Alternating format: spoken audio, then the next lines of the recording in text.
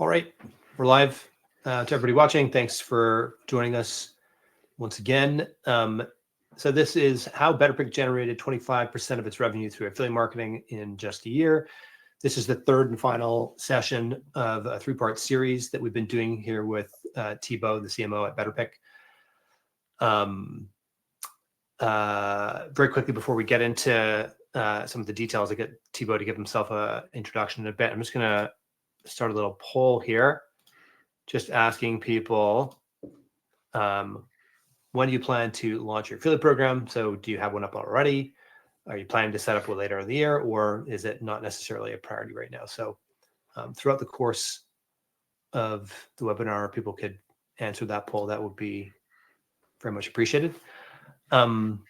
Yeah, before we get into the meat of things, maybe Thibaut, if you want to just give a brief introduction to yourself and very briefly what BetterPic is and what you guys do over there. Yeah, so for people that are watching and maybe haven't watched the previous episode, basically I'm the CMO at BetterPic. We acquired the company a year ago, so it was end of 2023, December, and we started operating in January 2024, so about a year ago. When we acquired the company, it was making 1.5K per month, and now it's last month we closed at 180,000, and this month we expect to have even more because every day of this month are closing a lot higher than last month. So expectation is above 200,000 for this month. And basically, what is BetterPic? It's an AI solution that helps you to generate professional headshots. So you input 6 to 8 of your selfies, and you get a whole bunch of professional AI pictures. So that's it in a nutshell. Awesome. Okay, in the first couple of episodes, we talked a little bit about a couple different types of affiliates you're working with. So the first episode, we talked a bit about the influencers that you were working with and the way that you were working with them with a sort of a combination of upfront influencer sponsorship payment with a back-end affiliate commission. And then in episode 2, we talked a bit more about search-based affiliates who are ranking very highly for different relevant search terms, different listicles that you guys were buying, similar kind of model, basically in many cases buying a placement upfront and then having an affiliate link on the back end. In this session today, we want to talk a little bit more about some of the lessons that you learned over the course of running the program, highs and lows, and different sort of lessons you learned along the way. So maybe I'll leave it there for now as a framing and hand it over to you. Yeah. Okay. So basically, what we can do is we can look at the past 13 months graph. So you can see that for the first 5 months, so all the way to May, it was pretty flat. So because basically, as I was mentioning in the beginning, we acquired this company, and basically there was a few channel present, and one was the affiliates. And as we already discussed before, we thought, okay, affiliate is probably a good channel because basically you get the sales through the person that are making the advertisement for you, and you only pay the commission later on. So for a bootstrap company, that's a pretty good channel. But as you can see, for the first 5 months, it was pretty flat because we were trying to figure out how this channel is working, because it was the first for me. And basically, I think the first learning we can explain there is I was trying to chase the wrong industry. So why? If we look at the first few months, I looked at, okay, what are my best affiliates? Which industry are they in? And how can I get more of those? Because that's basically when you do marketing, when something works, is how can I do more of this? So we figure out it was in the real estate industry. I tried for a few, for quite some time to, understand what they are doing, how they are doing, but they never really cooperated in that sense. So basically, I thought, okay, I will just go myself and find them where they are. So I went to LinkedIn. I prepared some, pitch deck and so on, and basically, it does not work, right? So that's why you see it's kind of flat for a few months because we were not really finding the right profiles.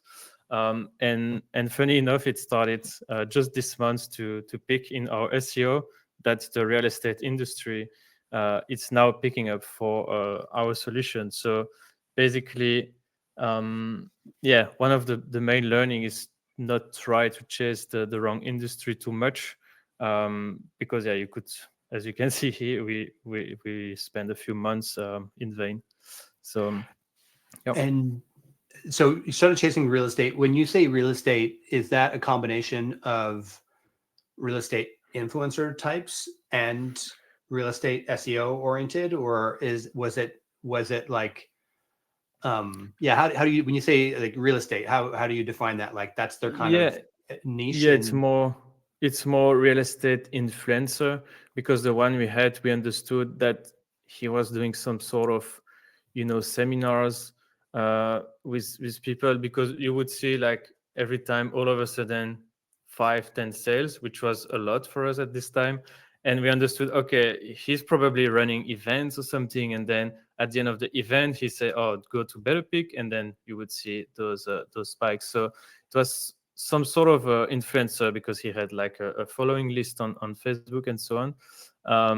But I realized this industry, they're not really influencer. They're not the same type as influencer that you have in other industries. So that was the wrong way to go.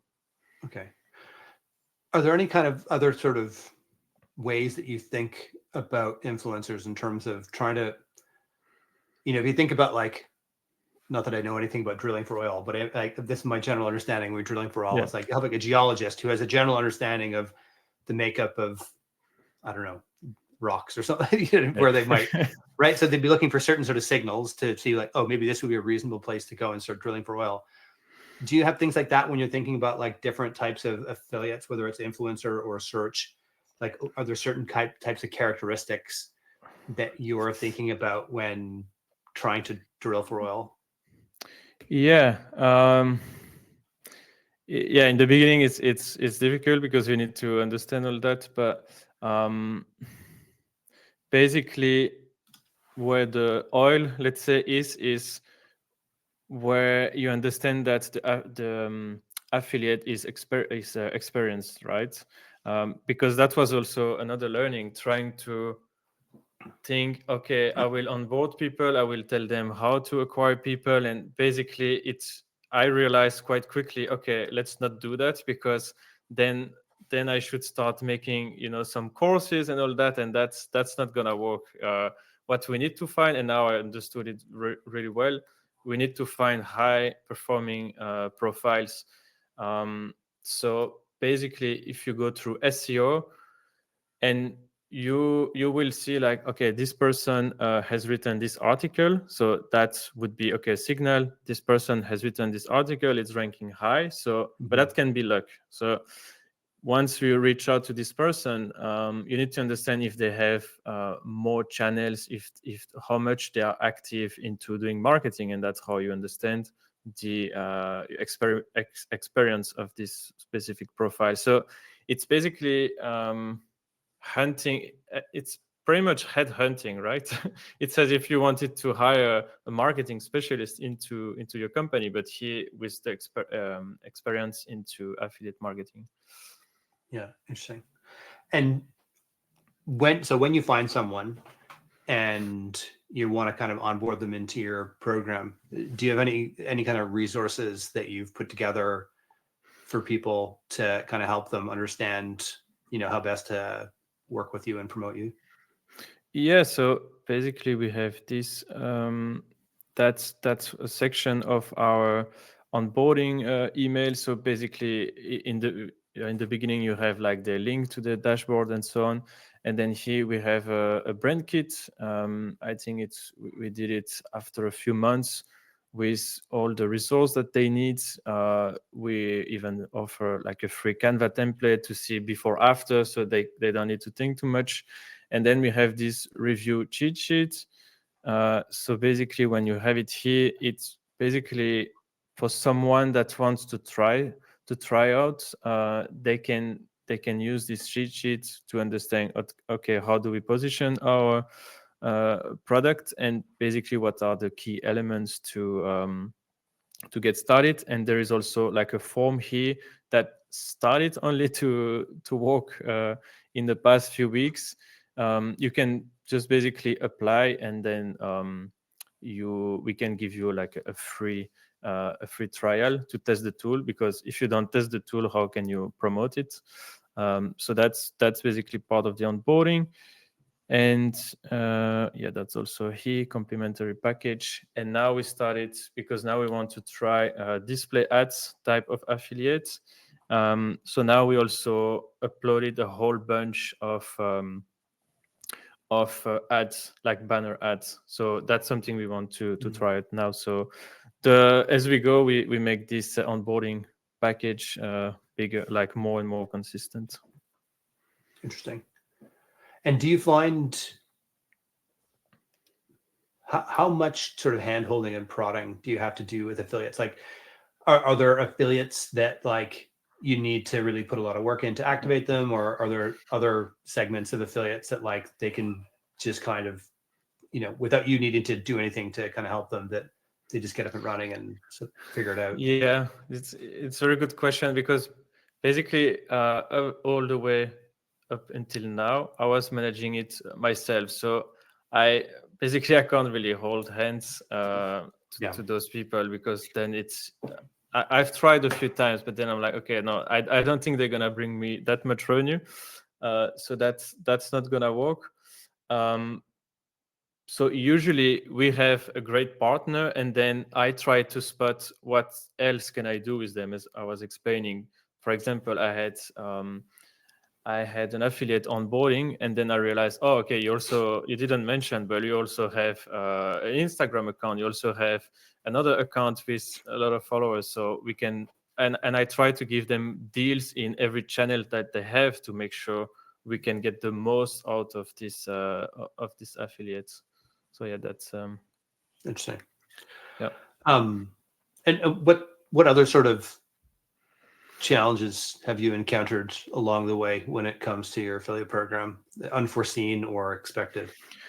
Yeah, so I think this one is the most relevant for this episode.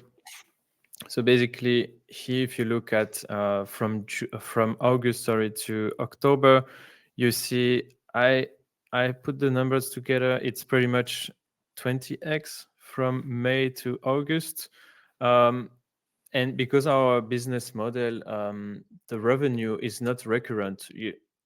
You would think it's recurrent because every month we do more, but it's not a subscription. So every start of the month we start basically at zero.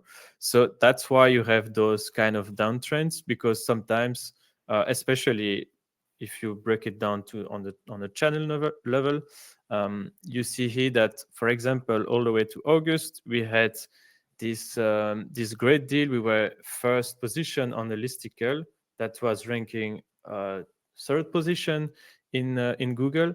But then in August, what happens is someone came and put a big bid to get the first position on the same article, and we lost the position. So we got to the second position, and you see the effect here. It went, I don't have the exact percentage, but I think it was like 20% down for the next 2 months. But again, with the same affiliate, he was really happy working with us, and basically he switched the position and took that big bid that the other company did, but then kept working on with our products, because we had this internal call with him, and we explained our vision, we explained everything about our product, and he was like, okay, you guys are not here to, it's not a hobby that you guys doing, you're really building a company. So he really started trusting into our company. And you see, okay, that's not only him, of course, but you see the uptrend again, because he started launching a YouTube video and a lot of things. And now he's launching things, I think every week he's launching a new article or video, and you really see a big impact there. So that's how you rebound from from a loss. And you can see here the curve. Yeah. To what degree have you encountered, actually it's kind of topical of the question here about PPC affiliates. What's your experience been with affiliates doing PPC and stuff like that? Yeah, so I think it will explain the second trend. So here you see that, okay, from October, these top affiliates started doing a lot of, like YouTube videos. So it helped a lot to scale. Then we kind of settled for a month pretty much. And then if we look at the data, we see that in the backend, we see that from November to January, we started having a lot of PPC activities. So when it comes to PPC, it's really like it's really hard to define, okay, what's allowed, what's not. But now we have a better definition on what's really not allowed. But basically, we saw those PPC traffic, and I was consulting our SEA experts every week, asking, okay, are your campaign doing fine, or do you see any impact? And the campaign were fine, so we still had a good ROI. So we say, okay, let's just keep it running until we notice that, okay, our campaign start declining. Then we need to start blocking it, right? Because there is actually something interesting for SEA, is that if someone bids on your keyword, it's pretty much competitor name buying. It's the same type of campaigns, right? So basically, Google will give pretty much, I think the SEA experts say 65% of the bid will be given to your company, because that's your brand name, and then the remaining 35% will be given to the competition. So if you have an affiliate bidding on your brand keywords, basically they will fight with your competitor within this 35%. So it will kind of put your competitor down in the bidding. So that's what we played with for pretty much 2 months, from December to February. And you can see they really went full on. Like, we had a ton of affiliates that came and started doing that. Maybe that was one guy, because there was like a massive amount of account being created.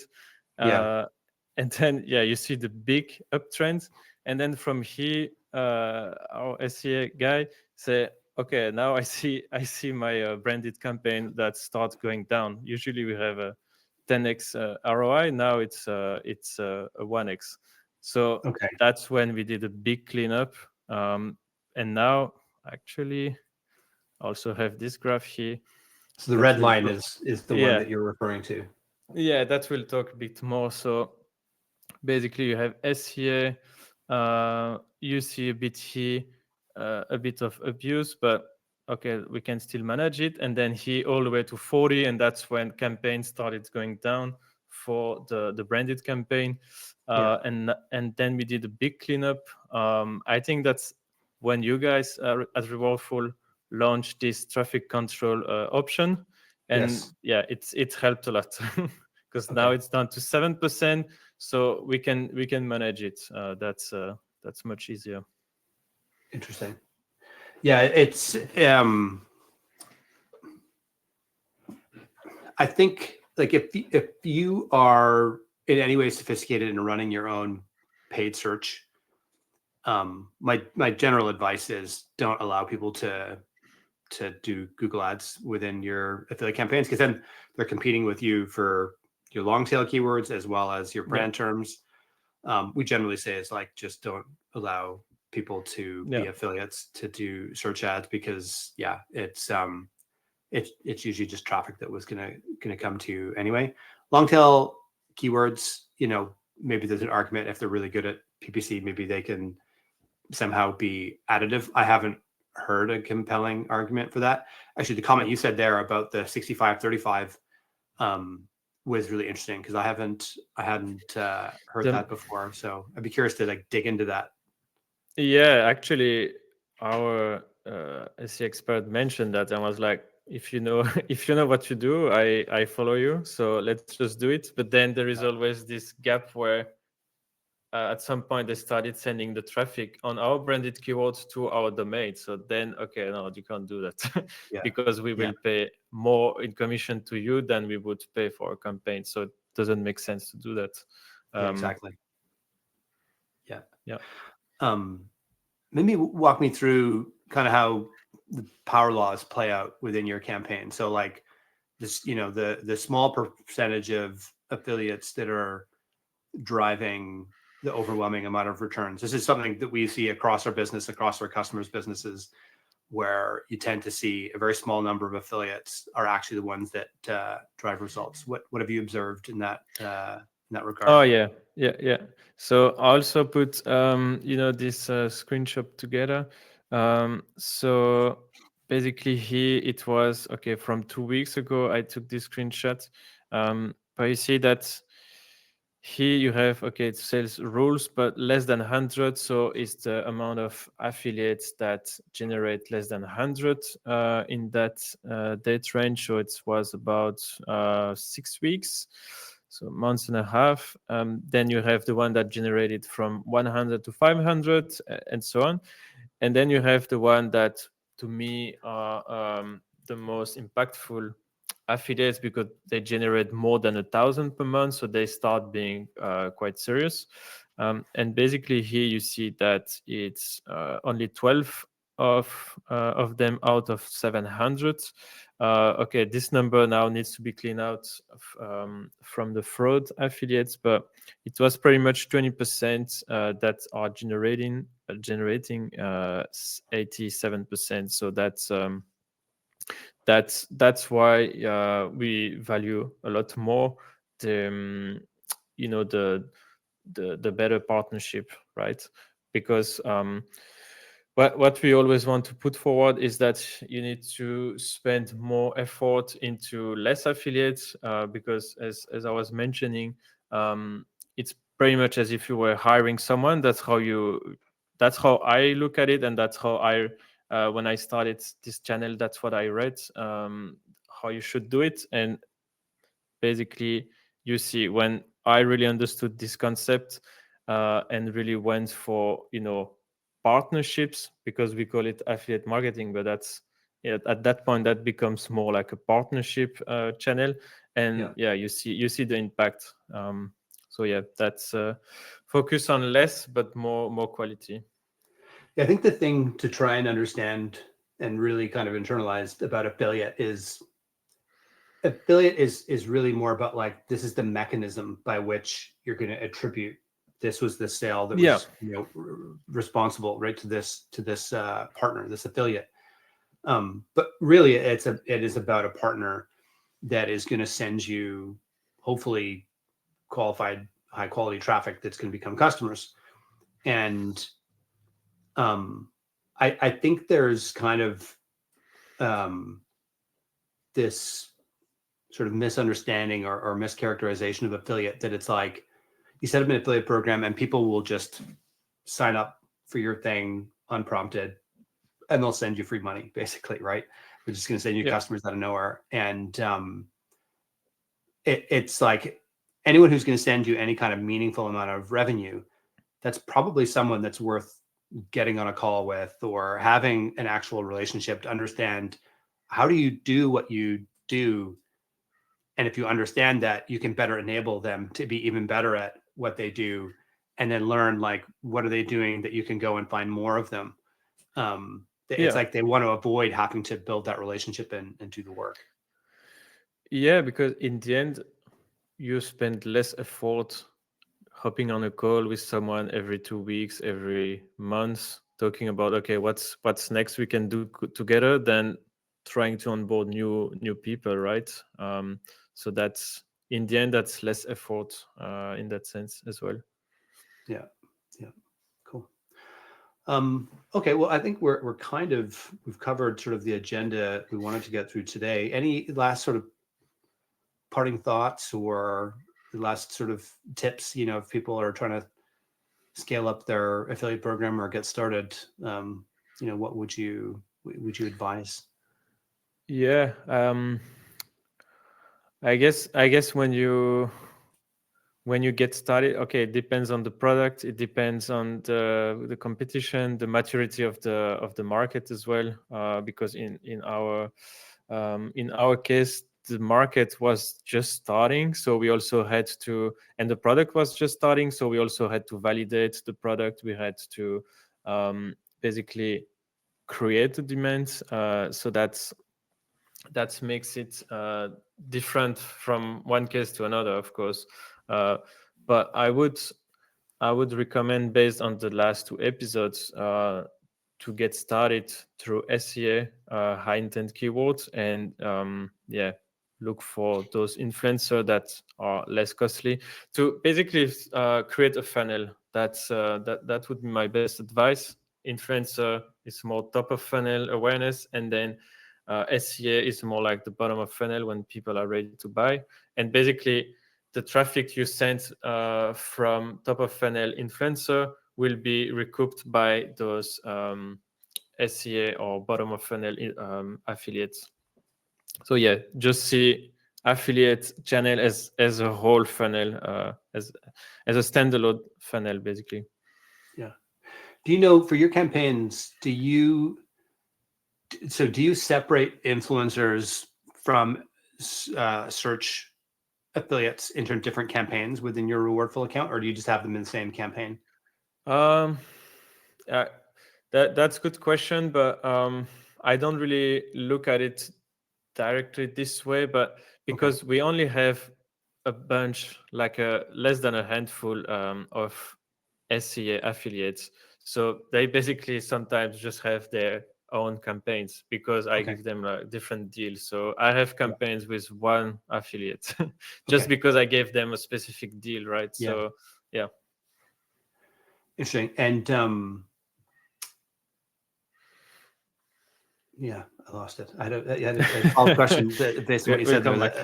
Maybe. Well, maybe we'll stick around just for a minute or two here. Just give people a chance. If there's any questions that anyone has here for Thibaut or myself, we'll stick around for another minute or so, give you a chance to ask them.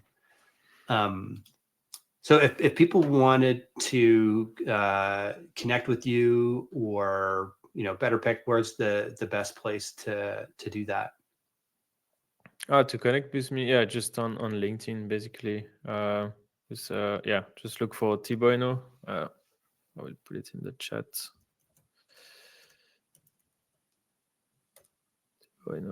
Maybe, sorry, I will give you just a link to my profile.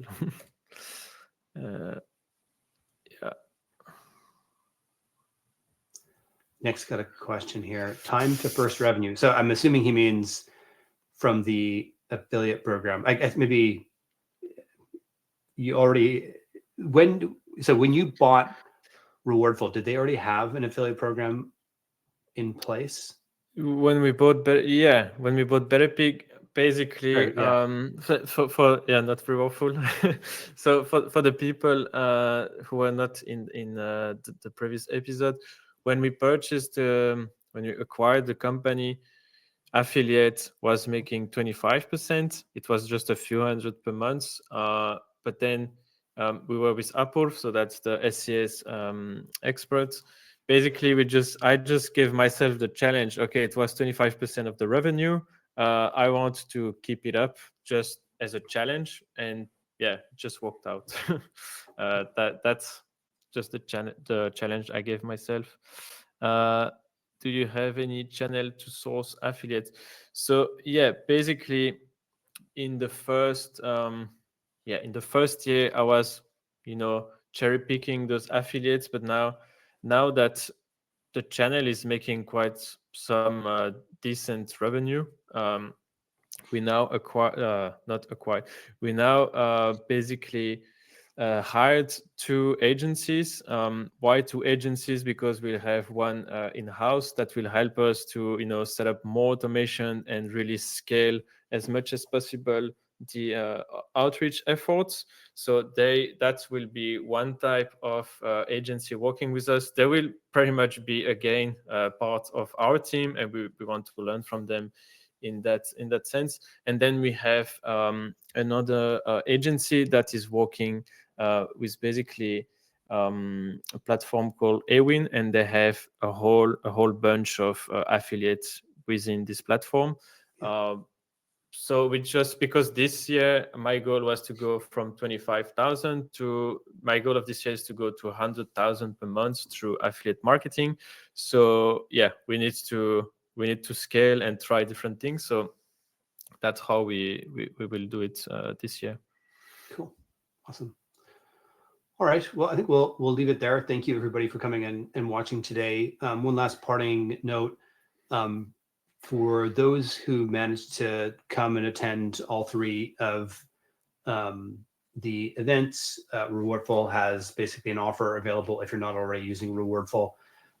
Basically, if you want to have access to our growth plan for effectively half off. So instead of $990 for the year, you can get it for $499 for the year.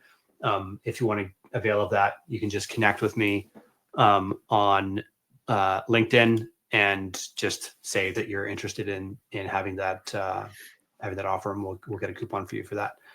All right, Thibaut, thank you very much. Appreciate you coming out for these 3 weeks with me. It was nice to get to know you and learn about your affiliate program. So thank you very much for taking the time. We really appreciate it. Thanks, Amit. And maybe in 3 months we can do another one when we with the learnings from those 2 agencies we are hiring. So yeah, more to come. Cool. But all right. Yeah, nice to talk. Thanks everybody. Bye.